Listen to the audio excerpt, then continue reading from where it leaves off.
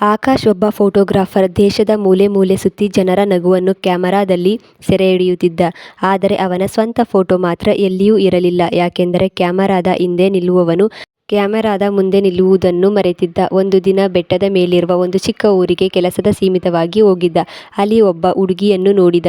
ಅವಳು ಪ್ರತಿದಿನ ಸಂಜೆ ಊರಿನ ಹಳೆಯ ಗಡಿಯಾರದ ಗೋಪುರದ ಮೇಲೆ ಹೋಗಿ ಸೂರ್ಯಾಸ್ತ ನೋಡುತ್ತಿದ್ದಳು. ಆಕಾಶ್ಗೆ ಕುತೂಹಲವಾಯಿತು. ಒಂದು ದಿನ ಕೇಳಿದ, ಪ್ರತಿದಿನ ಇಲ್ಲಿಗೆ ಯಾಕೆ ಬರುತ್ತೀಯಾ? ಅವಳು ನಗುತ್ತಾ ಹೇಳಿದಳು, ಸೂರ್ಯ ಅಸ್ತವಾಗುವ ಮುಂಚೆ ಆಕಾಶದ ಬಣ್ಣ ಬದಲಾಗೋ ಕ್ಷಣ ನೋಡೋಕೆ. ಅದರಲ್ಲಿ ಏನೋ ವಿಶೇಷ. ಪ್ರತಿದಿನ ಒಂದೇ ಸೂರ್ಯ, ಆದರೆ ಪ್ರತಿದಿನ ಬೇರೆ ಕತೆ. ಆ ಉತ್ತರ ಅವನ ಮನಸ್ಸಿನಲ್ಲಿ ಉಳಿಯಿತು. ಆ ದಿನದಿಂದ ಇಬ್ಬರು ಪ್ರತಿದಿನ ಭೇಟಿಯಾಗತೊಡಗಿದರು. ಆಕಾಶ್ ಅವಳ ಫೋಟೋಗಳನ್ನು ತೆಗೆದುಕೊಳ್ಳುತ್ತಿದ್ದ. ಆದರೆ ವಿಚಿತ್ರ ಅಂದ್ರೆ ಅವಳು ಯಾವತ್ತೂ ಒಂದು ಫೋಟೋ ನೋಡುತ್ತಿರಲಿಲ್ಲ. ಒಂದು ದಿನ ಅವನು ಕೇಳಿದ, ನಿನ್ನ ಫೋಟೋಗಳನ್ನು ನೋಡೋ ಆಸೆ ಇಲ್ವಾ? ಅವಳು ನಗುತ್ತಾ ಹೇಳಿದಳು, ಕೆಲವು ನೆನಪುಗಳನ್ನು ಕಣ್ಣಲ್ಲಿ ಇಟ್ಟುಕೊಳ್ಳೋದು ಚೆನ್ನ, ಫ್ರೇಮ್ನಲ್ಲಿ ಅಲ್ಲ.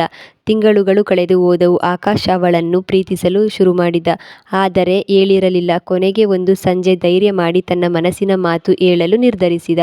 ಅವಳು ಎಂದಿನಂತೆ ಗೋಪುರದ ಮೇಲೆ ನಿಂತಿದ್ದಳು. ಆಕಾಶ್ ಅವಳಿಗೆ ಒಂದು ಫೋಟೋ ಕೊಟ್ಟ. ಅದರಲ್ಲೇ ಮೊದಲ ಬಾರಿಗೆ ಆಕಾಶ್ ಕೂಡ ಇದ್ದ, ಅವಳ ಪಕ್ಕದಲ್ಲಿ. ಅವಳು ಆಶ್ಚರ್ಯದಿಂದ ನೋಡಿದಳು. ನಾನು ಯಾವತ್ತೂ ನನ್ನ ಫೋಟೋ ತೆಗೆಸಿಕೊಂಡಿಲ್ಲ ಎಂದ ಆಕಾಶ್. ಆದರೆ ಈ ಫೋಟೋದಲ್ಲಿ ಇರೋಕೆ ಕಾರಣ ನೀನು.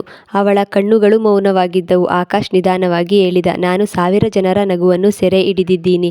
ಆದರೆ ನನ್ನ ನಗುವಿಗೆ ಕಾರಣ ಆದವಳು ನೀನು. ಕೆಲವು ಕ್ಷಣ ಮೌನ. ನಂತರ ಅವಳು ಆ ಫೋಟೋವನ್ನು ಹೃದಯಕ್ಕೆ ಹತ್ತಿರ ಹಿಡಿದು ಹೇಳಿದಳು, ಈಗ ಅರ್ಥ ಆಯಿತು ನೀನು ಯಾಕೆ ಕ್ಯಾಮರಾದ ಹಿಂದೆ ನಿಂತಿದ್ದೆ ಅಂತ. ಯಾಕಂದ್ರೆ ನನ್ನ ಕಥೆಯಲ್ಲಿ ನಾಯಕನಾಗೋಕೆ ಕಾಯ್ತಿದ್ದೆ.